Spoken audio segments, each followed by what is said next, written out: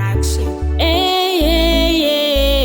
Nati Papa Eta Pano ima true story.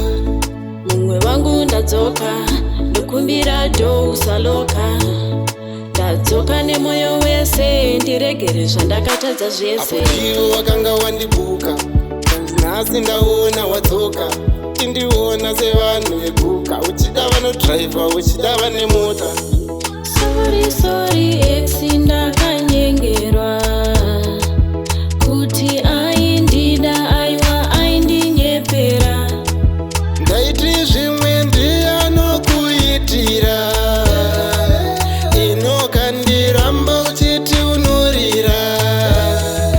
Now I regret zvese zvandakakuitira ruregere ndakumbira dai wangondinzwisisa ruchiva rwaindikurira ndiri munhu wenyama ndinokanganisa ndaiona seskiri kuita mafesi akawandisa. Sorry ex ndakanyengerwa kuti aindida aiwa aindinyepera ndaiti zvimwe ndiyanokuitira inokandiramba uchiti unorira.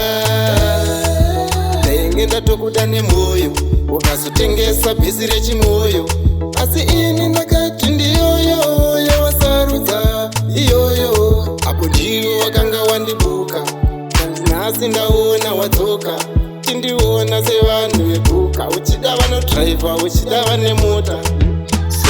Sorry ex ndakanyengerwa kuti aindida aiwa aindinyepera ndaiti zvimwe ndiyanokuitira inokandiramba uchiti unorira. Now I regret zvese zvandakakuitira ruregere ndakumbira dai wangondinzwisisa ruchiva rwaindikurira ndiri munhu wenyama ndinokanganisa ndaiona seskiri kuita mafesi akawandisa. Sorry ex ndakanyengerwa kuti aindida aiwa aindinyepera ndaiti zvimwe ndiyanokuitira inokandiramba uchiti unorira.